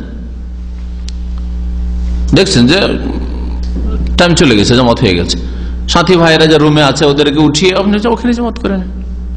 এইরকম তখন জামাত করতে পারেন ফরজ নামাজের জন্য, অথবা রমজানের নামাজ, কিয়ামে রমজান, কিয়ামুল লাইলের জন্য আপনি রাতের নামাজে জামাত করতে পারেন। আল্লাহু আ'লাম। পাগড়ি পরে নামাজ পড়লে বেশি সওয়াব হবে এই মর্মে কোন জয়ীফ হাদিস নেই, সহিহ তো নেই, জাল হাদিস। একটা জাল হাদিস রয়েছে যে সালাতুন বে আমামাতিন তা'দিলু ৭০ সালাতান, হ্যাঁ, পাগড়ি পরে নামাজ পড়লে ৭০ গুণ বেশি সওয়াব। জামাতে কষ্ট করে নামাজ পড়লে ২৫-২৭, আর শুধু পাগড়ি পড়লে ৭০। কথাই বলছে যে জাল। একটা লোক কষ্ট করে রাতের অন্ধকারে, ফজর অন্ধকারে বাড়িতে নামাজ পড়লে ১ গুণ, হ্যাঁ, আর মসজিদে পড়লে ২৭ গুণ, আর পাগড়িটা পরে নিলে ৭০ গুণ। যুক্তিসঙ্গত? জাল হাদিস, এটা জাল কথা, শুনে রাখেন ভালো করে, সহিহ নয়। পাগড়ি সুন্নাত নয়, পাগড়ি হচ্ছে অভ্যাস, সুনানুল ইবাদা নয়, সুনানুল আদা। নবী সাল্লাল্লাহু আলাইহি ওয়াসাল্লামের কিছু অভ্যাসগত জিনিস ছিল, যেমন চুল রাখা, বড় চুল রাখা। এটা যদি ইবাদতের সুন্নত হইতো তা আমি রাখতাম আমার আগে। এটা যদি ইবাদতের সুন্নত হইতো আবু বকর, ওমর, ওসমান, আলী রাখতেন। কোন প্রমাণ আছে যে আবু বকর, ওমর, ওসমান, আলী ৪ খলিফার চুল ওই রকমই বড় ছিল যেমন নবী সাল্লাল্লাহু আলাইহি ওয়াসাল্লামের চুল বড় ছিল? তাহলে আমাদের দেশের মৌলভী সাহেবের যে বলে যে বাবরি চুল, এটা সুন্নতি চুল, কোথায় বলেন? নবী সাল্লাল্লাহু আলাইহি ওয়াসাল্লামের এটা হচ্ছে অভ্যাসগত আদর্শ। এটা অভ্যাসগত আদর্শ, এটা আমাদের জন্য করণীয় না, হ্যাঁ, বর্জনীয় না, কিন্তু করলে করতে পারেন। এটা যে ইবাদত আর এতে একটা বড় নেকি, ওই রকমই যেমন আপনি দাড়ি রাখলে না, দাড়ির সাথে টুপিকে মিলিয়ে দিচ্ছে। আসমান জমিনের পার্থক্য দাড়ি টুপিতে। দাড়ি হচ্ছে ইসলামের পরিচয়, ওয়াজিব, সুন্নত নয়। সুনানুল ইবাদাও না, সুনানুল ইবাদার উপরে হচ্ছে ওয়াজিব, বুঝতে পারছেন না?